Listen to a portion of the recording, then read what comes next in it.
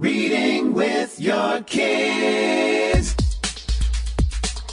Hola, ni hao, konnichiwa, assalamu alaikum, shalom, jumbo, bienvenidos. Hi, my name is Jedley, and this is the Reading with Your Kids podcast. We are so happy that you're a part of our beautiful Reading with Your Kids family, and we don't want you to miss an episode. That's why we encourage you to subscribe to the show on the iHeartRadio podcast app or wherever you find your podcast. You don't want to miss an episode. We have great guests like today's guest coming to us from the beautiful island of Guam. She is the author of Good Morning Mirror. Her name is Jennifer Senne. Hey, for all the authors that are listening out there, I wanted to share with you this great email that we received here at the Reading with Your Kids podcast from Dr. Linda Mubarak. She is a past guest and the author of Maxine's New Job. Here's the email. Dear Fatima and Jed, good news! Maxine's New Job has been nominated to receive the prestigious Henri Award at the 2018 Christian Literacy Awards for Outstanding Literacy Work in the Children's Book Division. I sincerely believe your certifying Maxine as a great read helped bring increased social media attention to the book. Thank you for the exposure and the great marketing. We are so happy for Dr. Linda Mubarak that her book, Reading with Your Kids Certified Great Read, Maxine's New Job, received this prestigious recognition. We would love to help your book receive that same kind of recognition. If you are interested in having your book considered for our Reading with Your Kids Certified Great Read program, please visit our website, readingwithyourkids.com. You can click on the contact button, send us a note, and we'll send all the information back to you, or you can go right to our Certified Great Read page on our website. It's fun, it's easy, and it is really an effective way to let the world know that your book stands out above all the rest. The Reading with the Kids Certified Great Read program. Joining us right now from the beautiful island of Guam, she is the author of a beautiful book called Good Morning Mirror. Please welcome to the show, Jennifer Senne. Jennifer, how are you? I'm doing great. How are you? Wonderful. Thanks for joining us. It's Thursday morning in Guam as we're speaking, and I just love that. I mean, I've mentioned it on the show before, and people must be sitting down thinking, what is he, 4 years old? But just, we're living in this time where it's Thursday in Guam, it's Wednesday in Boston. We're speaking together. We have this connection, and it's just an amazing time to be alive. Absolutely. Yeah. So tell us about Good Morning Mirror. Well, Good Morning Mirror is my new release that I've self-published this book. It's for children. It's a positive self-image book. Basically, my hope is to teach children to guard their self-talk, let them realize how amazing and valuable they are. Honestly, tell you the truth, there's a lot of kids out there that suffers from self-esteem, low self-esteem. And I just kind of, in my own way, just kind of share my message out there and let them know that, hey, you are amazing. Mm-hmm.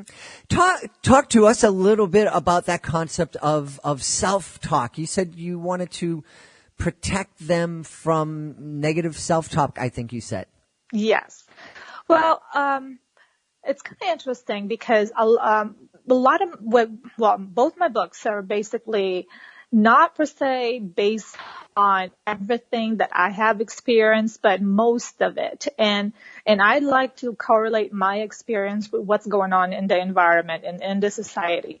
And growing, I suffered tremendously with low self-esteem, self-limiting beliefs. And the thing is, throughout that time, no one was there to back me up and let me know that, hey, you're doing it on your own. You're actually just talking to yourself and putting yourself down. It's not necessarily everyone else that's seeing you that way. It's how you see yourself is how others see you.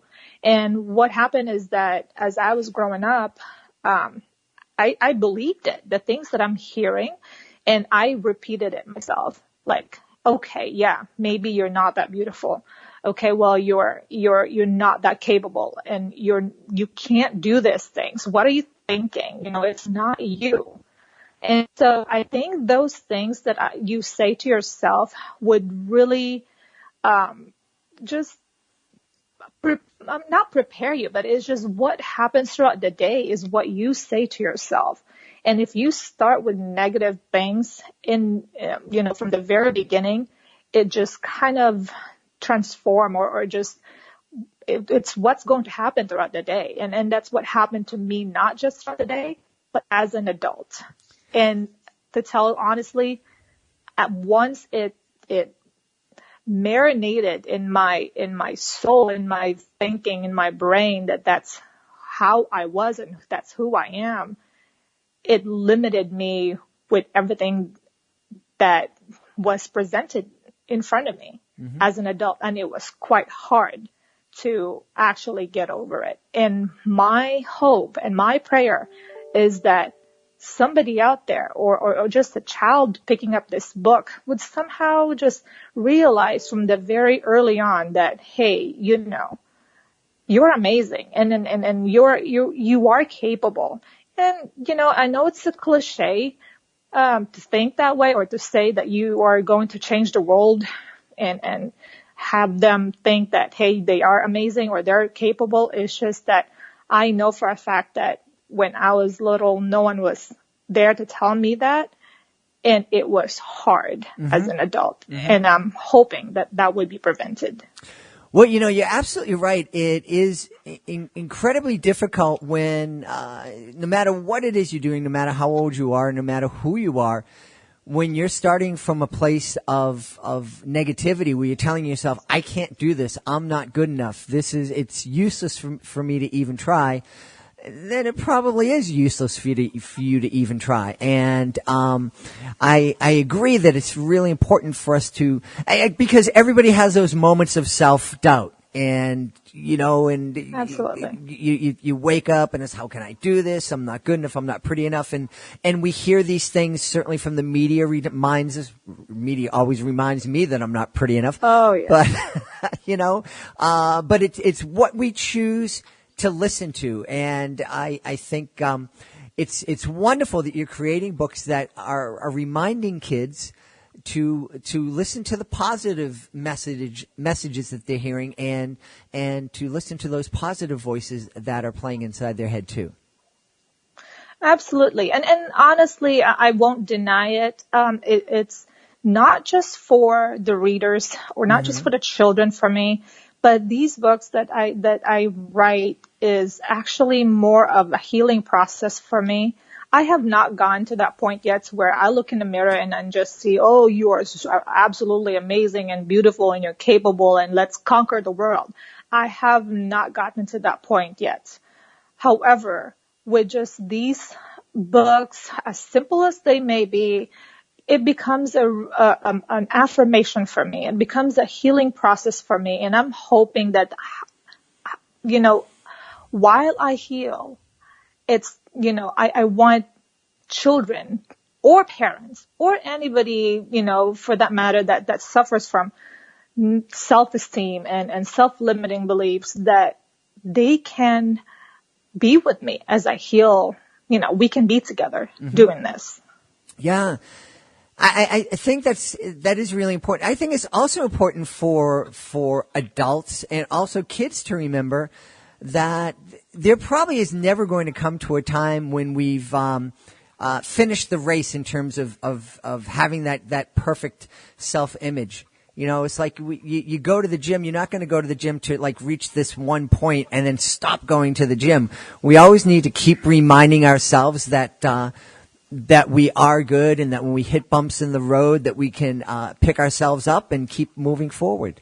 Absolutely. And see, and that's what, it's a funny thing because a mirror, it's there every single day. It's in everyone's house. And part of the book, and, our moms are always smart, right? And and part of my book, Mama is the one that basically had explained to my character, her name is Little Frenchie, that, what you feel is what mirror will tell you. And so basically there's a phrase there that says, A mirror can either be your friend or your enemy. It's your choice what it should be. And a lot of people sometimes choose that mirror to be their enemy. And they wake up in the morning and just look in the mirror. And honestly, I've heard it not only from me, but I've heard it from my children. And that's kind of like what urged me to actually publish this book. And because I started to hear it from my children. My children, and I'm not bragging or anything like that, but my children are beautiful. And I do not understand when they look in the mirror and they go say, gosh, I'm just so ugly. This day is just, worse and bad. And I'm looking at them like, how can you say that? And I'd have to kind of pull them and then, let them look in the mirror and just say, look in the mirror and what positive things can you see in that mirror? Choose mirror to be your friend, not your enemy. Mm-hmm. Because, when you look at yourself and just, I don't know, as simple as looking at, maybe you don't feel as well today. I constantly have my bad days because, I battle with some illness and all that stuff, but I choose to dress up. I choose to look good, and I choose just try to conquer every single day, looking for that positive thing. And a mirror can help you that. And a mirror can be your affirmation. Once you see that mirror, look at it as a friend and just look for something that, hey, okay, maybe my shirt looks good today. Mm-hmm. Or maybe, my smile looks good, my hair looks good. Look for something. As mm-hmm. little as it may be, it can change your whole perspective throughout the day. One of the things I thought of as you were speaking about your kids and how you couldn't believe that these children that you look at and they're absolutely gorgeous and beautiful in your eyes, and you can't believe that they can't see that. But thankfully they have you there reminding them and letting them know just how beautiful they are. And as you were saying that, it made me think that there are a lot of kids out there who don't have somebody in their corner who is kind of picking up on their their self-doubt, and there's no one out, they don't have somebody who's, just kind of pepping them up and saying, hey, look, no, you're not seeing what I'm seeing. You really are special. You have all these talents. What do you think that we can do? Because we're, as parents, we're obviously parents to our own kids, but we're not co-parents, but we have other kids in our lives that we have influence on, the friends of our kids and some of their classmates when we go in and help out at school and things like that. What kind of ways do you think that we can see, if we kind of sense, and, we have a kid that's one of our kids' friends that's over the house, or if we're chaperoning a field trip at school and there's a kid that looks kind of down, what kind of ways do you think that we can kind of step in and just kind of give a positive word to maybe be the first positive thing that particular kid has heard in a long time? Well, I'm glad you asked that, Jeb, because a lot of children, their parents are present. And I'm guilty, with this as well, because sometimes we take it for granted, thinking that they know that they are beautiful, thinking that there's no problem, that they're going about their way and realizing that, hey, they're wonderful, their grades are doing great and all that stuff. But like I said, I went through it. Granted, my mom, bless her heart, I was born in the Philippines, and she was an overseas worker. And so I lived with different relatives. And so basically I grew up on my own. And I had to conquer this whole thing on my own. And I probably safe to say that my self-esteem, my lack of self-esteem and self-limiting beliefs is because of that. But the thing is, a lot of parents or a lot of children out there have their parents present, per se. However, they take it for granted. Mm-hmm. They don't have that intentionality. I think that intentionality once in a while, and just, before they go to school, and just say, hey, you're wonderful. You're capable. Just a simple word like that Now, to address your question as far as other children is concerned, of course, we gotta be careful how we approach these other children out there, However, I'm going to give you an example. There's this one kid in a basketball team here from Guam, and, he wasn't as popular as everyone else, and he goes in, and then once he makes a mistake, he gets taken out, and I see him in the corner, and he's just beating himself up, and sometimes he'll hit his head and just be down for the rest of the game, thinking, I did something wrong. It was just absolutely heartbreaking to watch him, and I've watched him a couple of times doing that, and I couldn't do it anymore. And so one day I was just driving by, and he was standing there, and he was by himself, and I just looked at him and I said, "Hey, you're great, right?" And I just wanted to let him know that someone notices. I said, "You are great. You are tall. You practice. You get out there. Don't beat yourself up. Just do what you can, do your best, and be happy with that. As long as you know you did your best, that's what counts. And don't beat yourself up for it." And he looks at me and like, "Who are you?" What are you talking about? But I'm hoping whether he heard that, or would I know if it had changed his thinking? Well, I don't know, but I'm praying and I'm hoping that somehow it did. Somehow, maybe in the future he'll remember and say, "Hey, someone did say that to me," and, change his mentality.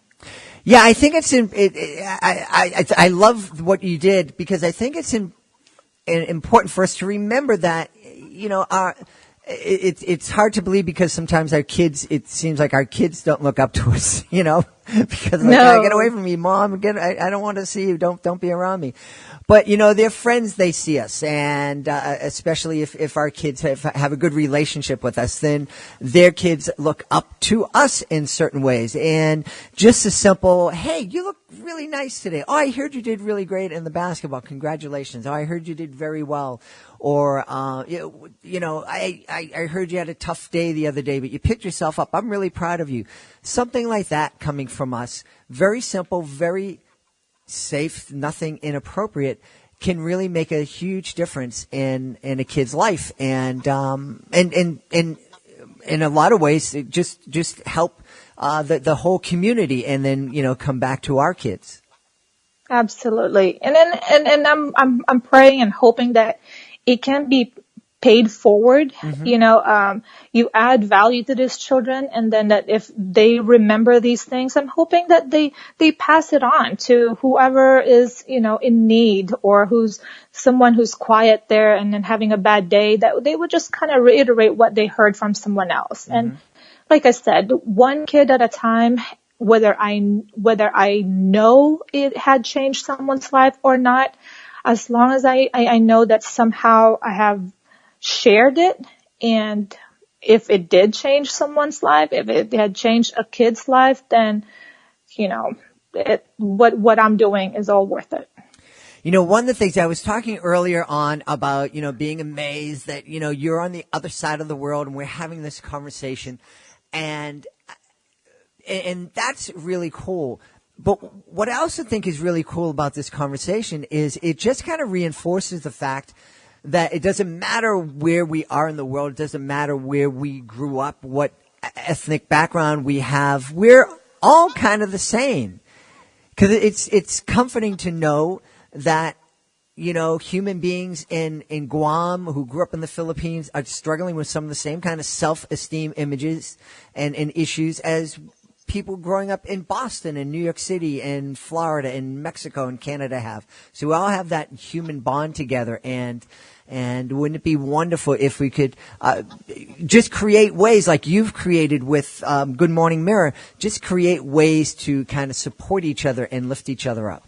Exactly. And like I said, growing for my personal growth, my mentor, John Maxwell, I've read a lot of his books, and, just the word, as simple as it is, had really made an impact with me.